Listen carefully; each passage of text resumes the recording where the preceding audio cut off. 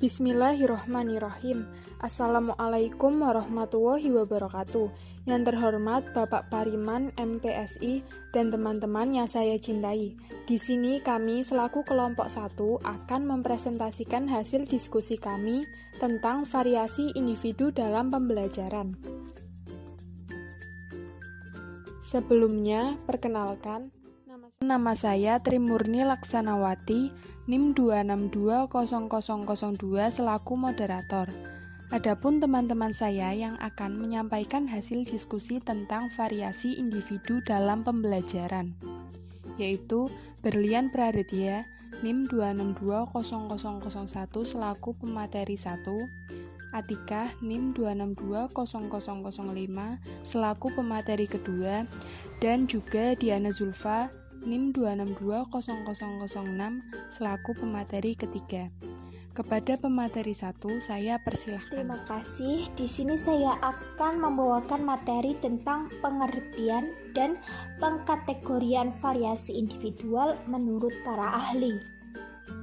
Pengertian variasi individual menurut Kamus Besar Bahasa Indonesia, variasi adalah bentuk yang lain yang berbeda bentuk.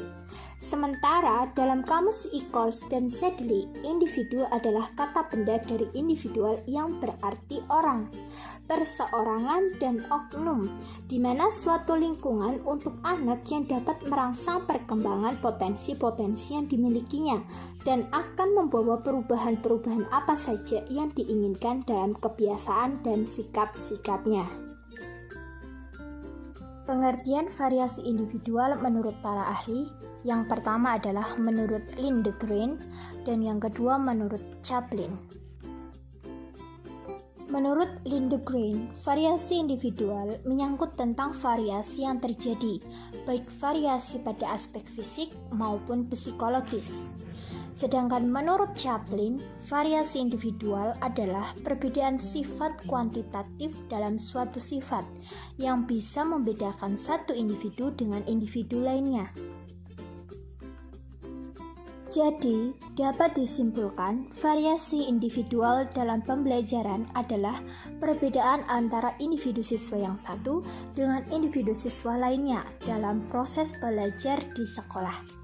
Oleh karena proses belajar di sekolah dilakukan dengan menerima dan menyerap pelajaran, maka berarti variasi individu dalam belajar di sini harus diartikan dengan perbedaan individual siswa dalam menerima atau menyerap pelajaran.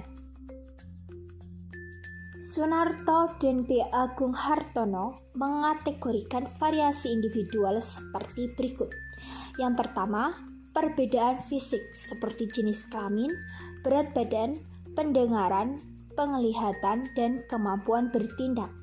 Yang kedua, perbedaan sosial, status ekonomi, agama, hubungan keluarga, dan suku. Yang ketiga, perbedaan kepribadian, termasuk watak, motif, minat, dan sikap.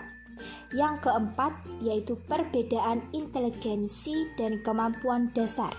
Yang kelima, perbedaan kecakapan atau kepribadian di sekolah. Terima kasih kepada pemateri 1. Selanjutnya kepada pemateri 2 saya persilahkan. Faktor-faktor yang mempengaruhi variasi individual dalam belajar itu ada dua. Yang pertama, faktor internal, dan yang kedua, faktor eksternal. Faktor internal yang mempengaruhi perbedaan individual dalam belajar adalah faktor-faktor yang berkaitan dengan fisik, mental intelektual atau kognitif, dan faktor psikologis. Faktor fisik meliputi faktor kesehatan atau kesegaran fisik dan faktor alat indera atau fungsi alat indera mata dan telinga. Yang kedua yaitu faktor eksternal.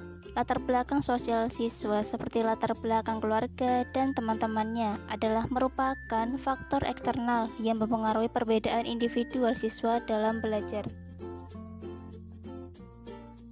Perbedaan individual dalam belajar. Yang pertama, perbedaan kognitif.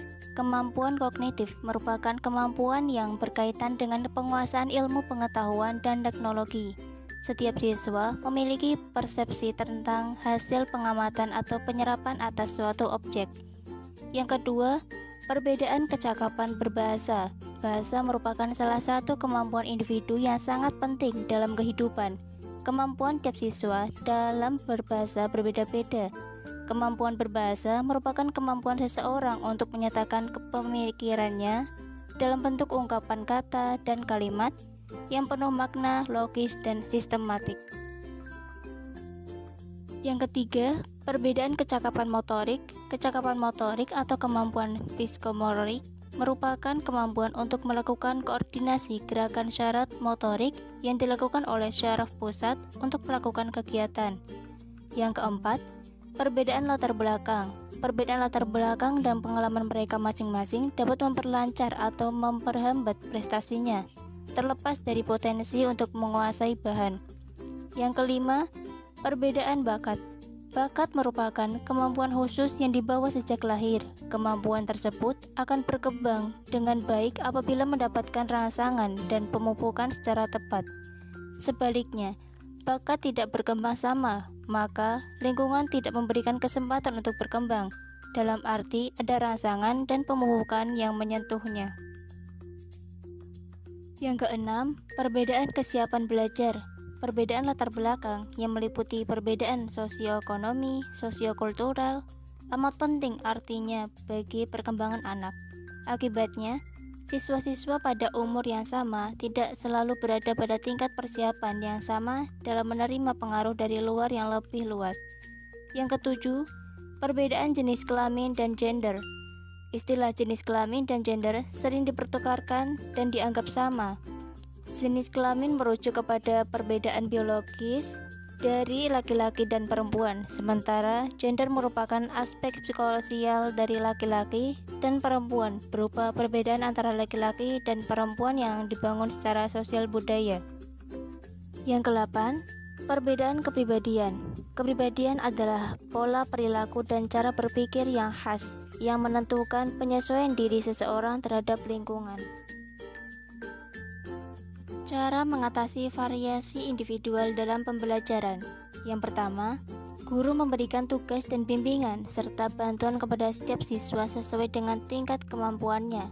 Yang kedua, guru dalam mengajar jangan menggunakan ukuran kriteria rata-rata kelas sebagai ukuran keberhasilan, tetapi gunakanlah kriteria tuntas untuk semua siswa. Karena itu, yang harus dijadikan skala prioritas dalam mengajar adalah siswa yang kurang mampu, sebab siswa yang pandai tidak diperhatikan pun oleh guru akan tetap mampu menguasai pelajaran. Yang ketiga, membentuk dan memasukkan siswa-siswi yang kurang mampu dalam kelompok-kelompok belajar yang di dalamnya terdapat siswa-siswa yang pandai agar dapat belajar bersama dan menguasai pelajaran yang harus dipelajari. Terima kasih kepada pemateri kedua. Selanjutnya, kepada pemateri ketiga, saya persilahkan.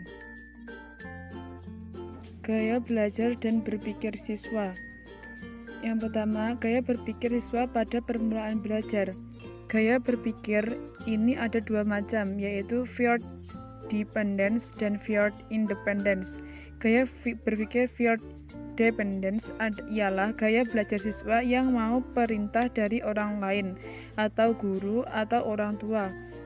Yang kedua, gaya berpikir siswa dalam menerima pelajaran. Ada dua macam gaya berpikir siswa dalam menerima pelajaran, yaitu gaya perseptif dan gaya reseptif. Gaya berpikir perseptif ialah kecenderungan siswa dalam menerima pelajaran atau informasi atau dalam mengumpulkan informasi dalam belajar yang dilakukan dengan beraturan, yaitu dengan mengadakan organisasi atau hubungan konsep dan informasi. Yang ketiga, gaya berpikir siswa dalam menyerap pelajaran.